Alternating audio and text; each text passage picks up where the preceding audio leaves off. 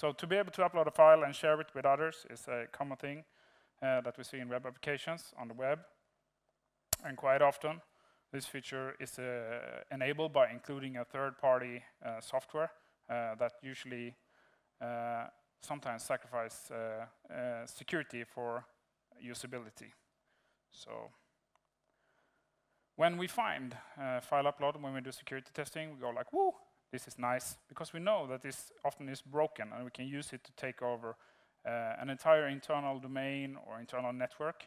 So if you, in the keynote, when Marcus held it this morning, he used a file upload as a stage, as a hole, to punch in through an internal domain. So the examples I'm going to show here are bits and pieces of code and examples that we have found when we do security testing.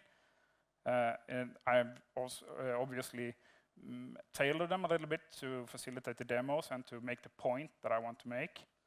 And we are also going to review the parts of the code that's responsible for letting some stuff through, and then we're going to discuss how to fix it. So, and what do we mean by exploiting a file upload? So we have to think a little bit like a hacker or a security tester. I don't really work in this kind of cluttered environment, but it's nice to see that other people appreciate the colors black and light green. So we want to upload something to a web server, and we want to use the fact that the web server recognizes a certain extension as a script and try to execute it. And we want to execute our own code, and then we accomplish that by uploading something that we call a web shell. So it's sort of like we upload a piece of code that takes a command that usually runs as a shell command on the server. So now you get all my cheating notes here now I'm going to talk about.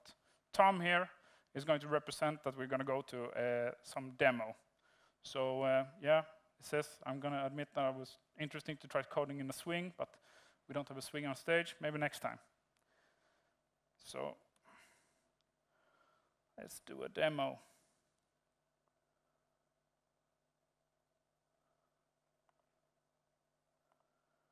So that's probably hard to read, right? So in this case, we're going to look at some PHP code. This is a totally unrestricted file upload. It should be sort of like when you have anonymous FTP with anonymous as your password. If this were found on the internet, it would be really bad, I guess. Unfortunately, it happens from time to time when we do testing that we actually find this on internal networks with totally unrestricted. So it uploads a file to some temporary directory, and when it's done, it's going to move it to a specific place, in this case, something that we know of, that we can access.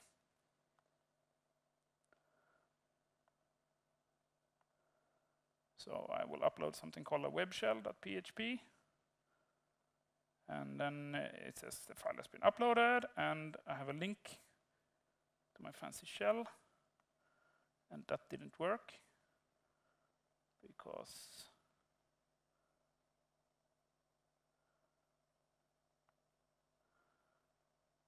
I have a problem. This is funny. This is like the demo ghost in real time. So I'm just going to go here, and then this one has to go away because so when I run access this file directly, I can give it a command on the GET request, and then I can run any kind of command that I'm able to run on the computer. So for instance, I can list directories, and in this case I listed my temp directory. I can do other kinds of stuff. I can run system info, and then after a while it should display the system info on the computer. And you can see I'm running Windows 8, and I have a lot of hotfixes installed. So probably good patch. So back to this.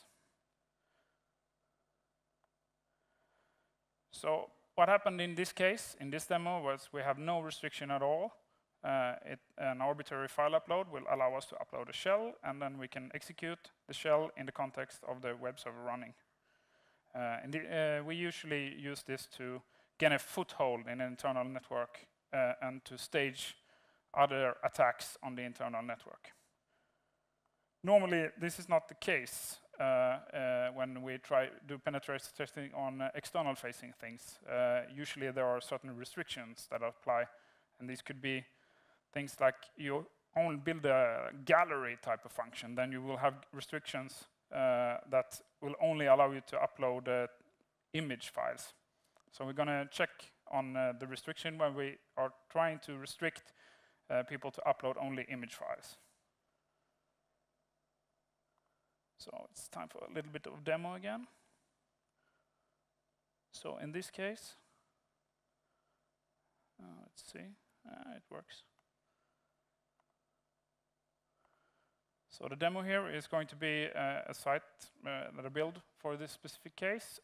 This time it's ASP.NET, and when we do security testing on websites, we usually use a tool called a local HTTP proxy that will intercept the request sent to the web server, allow us to look at it and to modify it. So in this case, if I try to upload something, and this is going to take some time, so I'm just going to show the proxy because some JavaScript is going to load. So the proxy looks like this, and it has an intercept button over here. So I can turn this on and off and intercept the traffic. So if I go back here, I can add a file, and I have some shell ASPX, which is basically an ASPX shell, and it tells me I'm not allowed to upload the file type ASPX because it was not an image, of course. So then we have to think a little bit how we're going to do this. So if I cancel this, and then I try to add another file, for instance, shell aspx.jpg. So that sounds pretty cool. I was allowed to upload that one, but that one won't execute if I access it, because it will then the web server will render it as a JPEG. It would look really weird to render an ASPX file as JPEG, but it would try to do its best. So, but if I click here, I intercepted the request to the web server. And now what I want to do is I want to rename it to ASPX because I want it to be able to execute. So if I do this, and then it uploaded, and then I have this evil demo link, and then I have an ASPX shell instead, which is a little bit more fancy than the other one. But we can do basically the same thing here. We can execute commands, and we can see what's, well, okay, yeah. We can see what's on the server.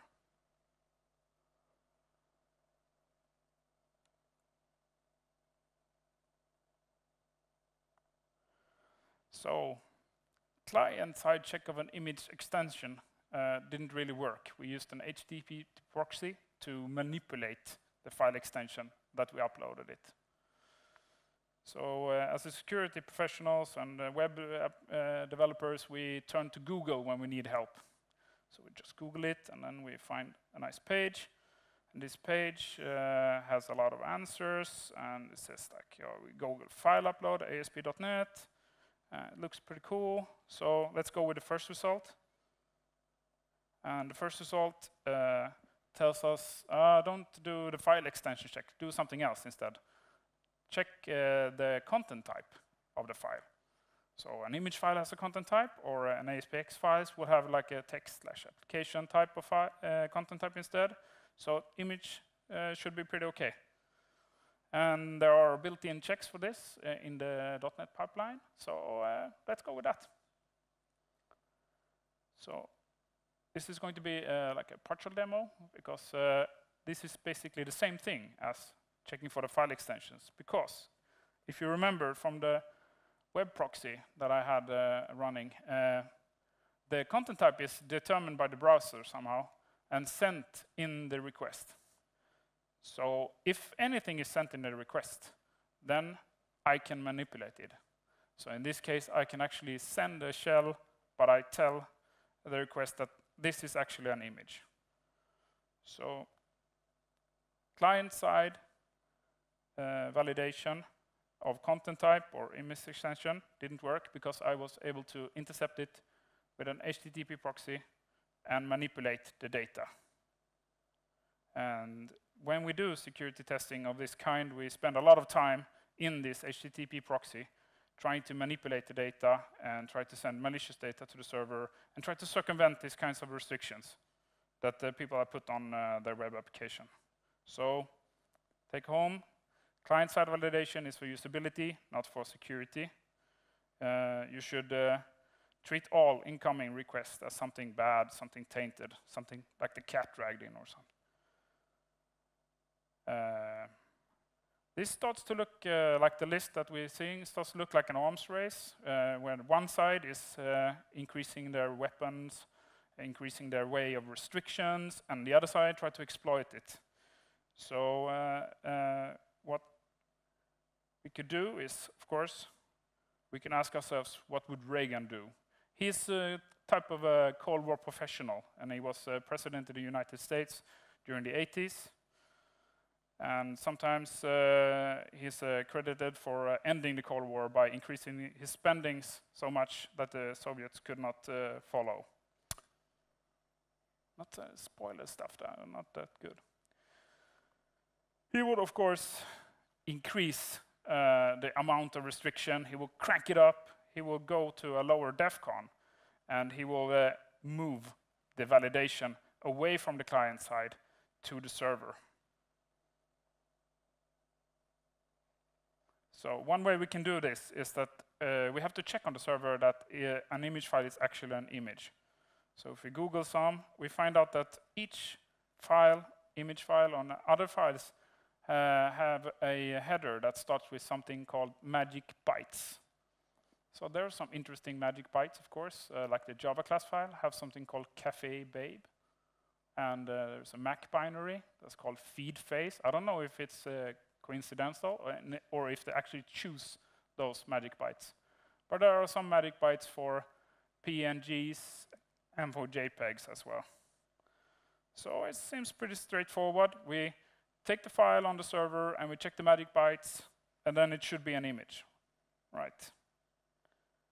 So it's time for a demo. Again. And in this case, it looks like this, the code. And we switch back to PHP. We take the file and we read the first 6 bytes. We treat the file as false unless it really passes, and then we say it's okay. It could be a JPEG or a GIF or a PNG. So if we try to upload our trusty web shell now, it won't work because it didn't contain the magic bytes.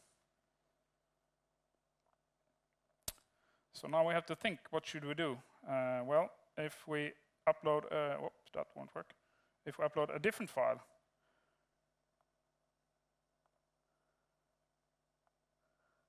that we have prepared, of course, it worked. And we circumvented the magic files, the magic bytes. And this is how the web server sees this file. It's a PNG. But in the end here, we have something that looks pretty interesting. Because there we have our web shell that we somehow hidden inside of the file, even though it contained the magic bytes that let us pass through the validation.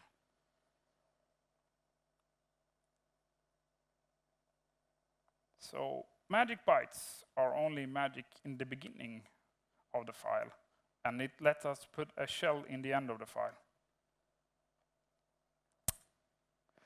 Right, back to Google. So how do we check images on server side in, for instance, ASP? If we look at Google, what do they recommend? So we find a nice answer on Stack Overflow, contains 67 answers, and it has like this check mark. It's pretty good. It uses the built-in image transformation functions in ASP.NET. So this should pretty much fail if it's not an image, of course, and throw an exception. So now we're going to do a small demo about this.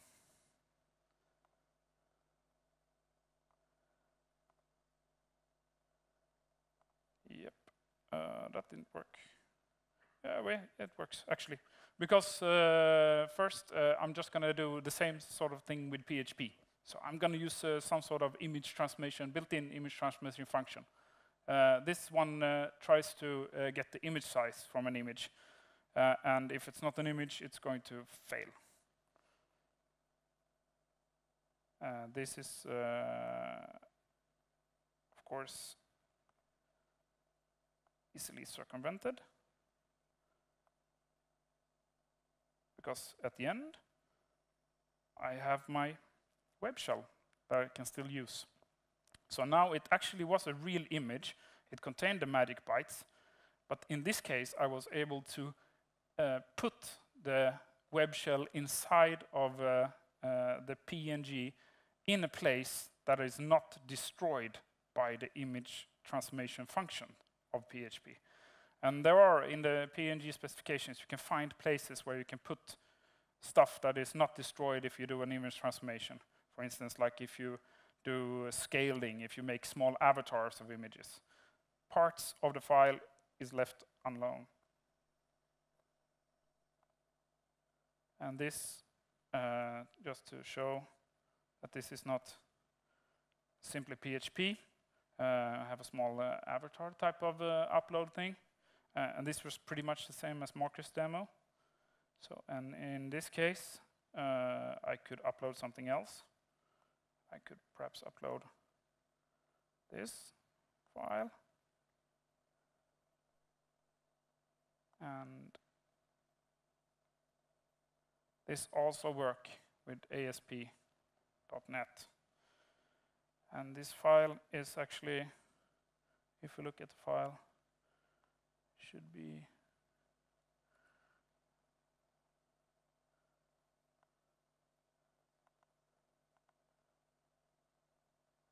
if we look at the image before I renamed it, we can see that in this case I hid the script in the exif comments. So it's part of the standard that usually contains information about who took the picture, what camera took it, what stop was used, which time was used, and puts in timestamps. And this comment is by convention preserved when you do image transformations.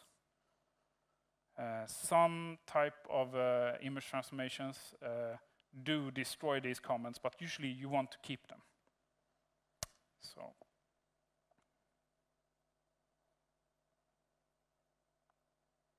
So don't rely on framework image transformations.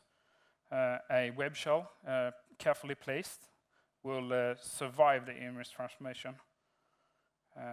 And a good blog post about this was done by my colleague who was not with us today, Jimmy Ramsmark from TrueSec Malmö. And he wrote a blog post about putting the script inside of the actual image code that you see, the long text with all the characters.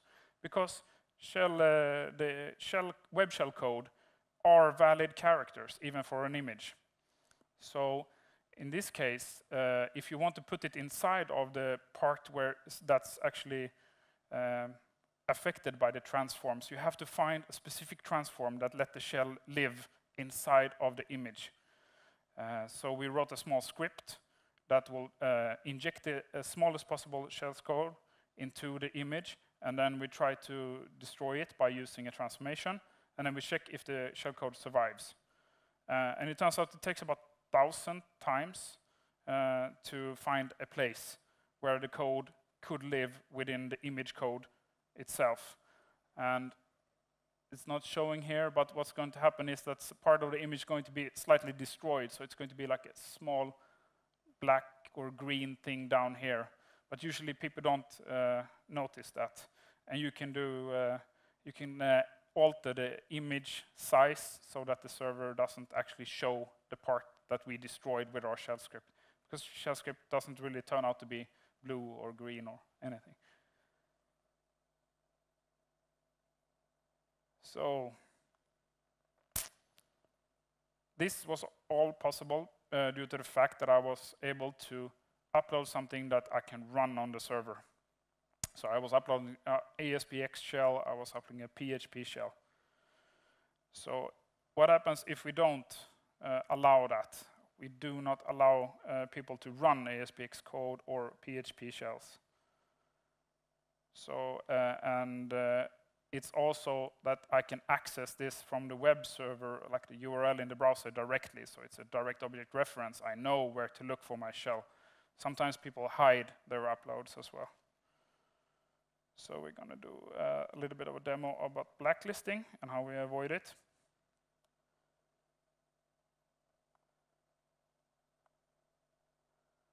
So in this case, I'm going to use my unrestricted upload, and I'm going to upload an htaccess file, which looks like this. I don't know, maybe we can. So this file will tell the Apache server that anything that's called PHP in this specific directory will not be served at all through the web server. There are a more elegant way of doing this, but this is pretty effective. So if I upload this file, it will go, and then we already have the shell there, but if I try to access it, I get the permission problem. I'm not allowed to execute this PHP code in this directory. So how do I circumvent this? Well, as you saw in the htaccess file, it was sort of like a blacklist. I blacklisted all PHP files. I could try something else. I could try to upload my shell again. But this time I will try to intercept it. So I upload it. And here you can see how small a PHP shell is. Most of this part here is to make it look nice. So this is actual shell. It takes a system command from the get URL and then execute it. But I want to name this something else. Maybe I name this, for instance, PHP 3. And then I forward it.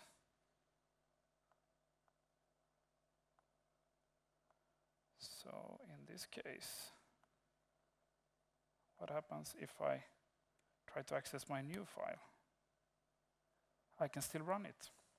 And that's because the Apache server that I'm running is by default executing PHP 3, it's PHP 4, PHTML, and probably PHP 5, and probably in a couple of months PHP 7. So there's a lot of things that you need to blacklist if you want to do blacklisting.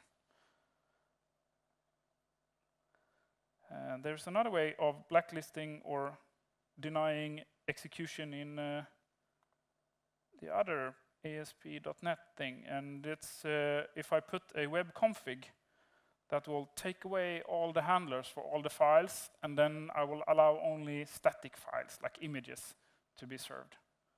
So if we take this web config and then copy it, and then it's where is it? So all things happen if I put them there, and then I try to run this. In theory, it should fail. It did not. Why didn't it do it? Because I was in the wrong ASP shell.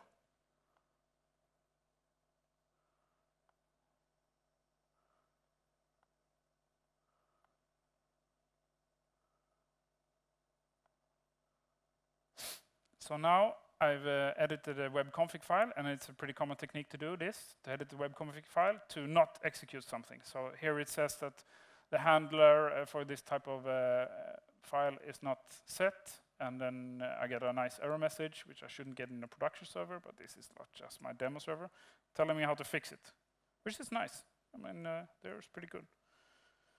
So how do I circumvent this? So this is if I'm not able to upload my own web config, which is an interesting hack in itself, because if I'm able to upload my own web config, I can just take away the restrictions put on it.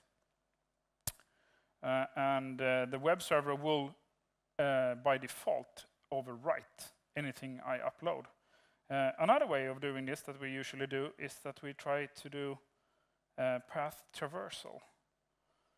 So in this case, I have my bonus demo. And I will now try to intercept this. And then I will try to upload a file. And now I intercepted it because I was too quick. And this takes, I don't know, a couple of seconds to load.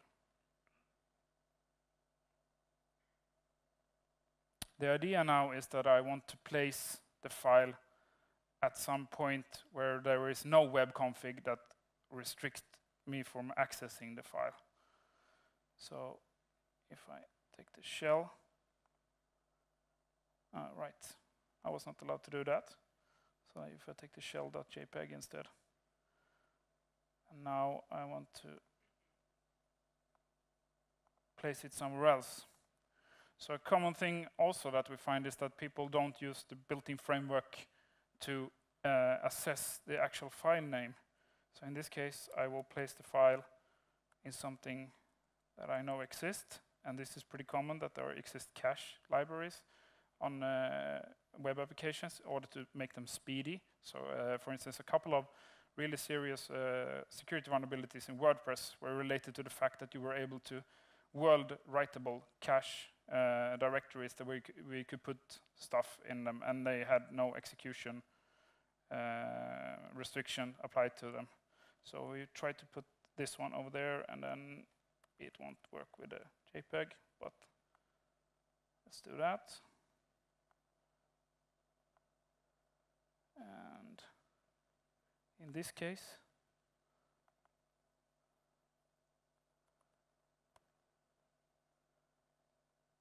I'm still able to execute my shell because I put it somewhere else.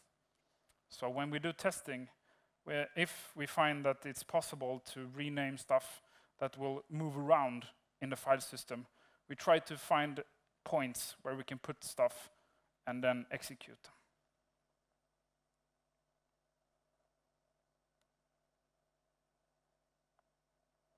So blacklisting, it's hard to maintain.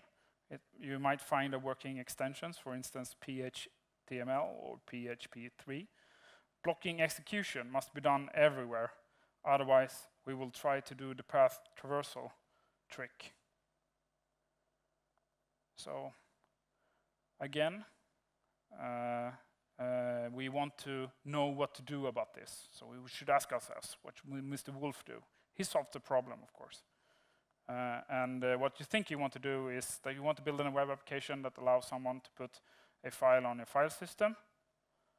And this is not really funny unless we do the animation, but still, what you don't want to do is this guy, the evil hacker, with his evil stare, his ski mask, his anonymous computer, that actually is an Apple computer, and his special three-finger kung fu hacking grip, to come to your place and then try to put a file on your file system, try to evade all your restrictions. So we could do a bullet list of things that you should do, but it's probably easier to show in code. And what you should do, of course, is that you should do file extension checks.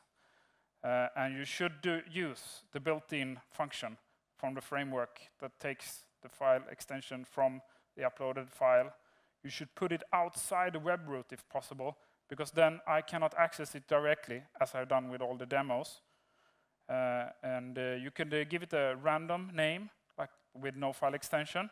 And even better, if you give it a random UID, an identifier, and then you store the file somewhere where it can only be retrieved by an application.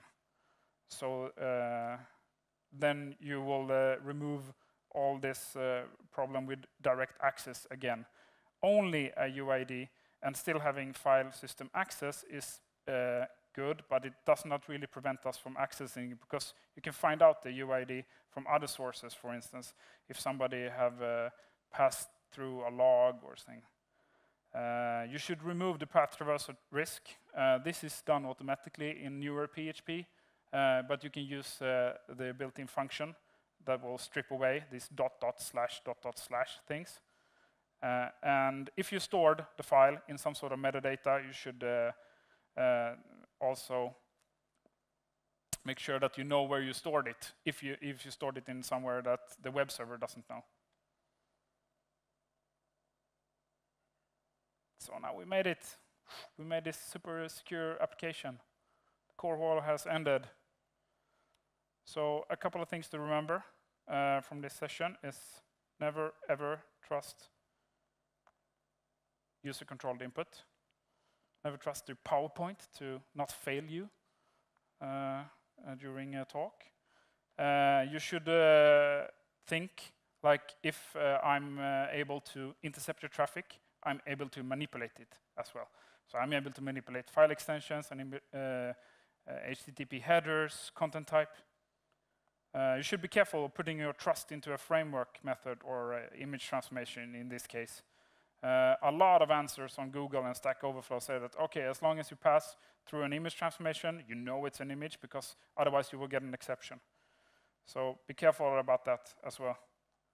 And you should never serve uploaded files statically. You should never give me the opportunity to find out where the file that I uploaded is located on your web server and let me retrieve it. You can even store your file in a database, like in a blob in a database, and then serve it through an application that will take this blob, read it from the database, and then you write it to a stream, and you set the content type to what you know the content type is. If the server sets the content type to an image JPEG and sends me it, the browser will take that, and then it will only render it as an image. It will not render it as garbage, and then you will have a much nicer experience. So you will disarm my 3-finger Kung Fu hacking grip. Thank you for listening, and remember, I'm out there.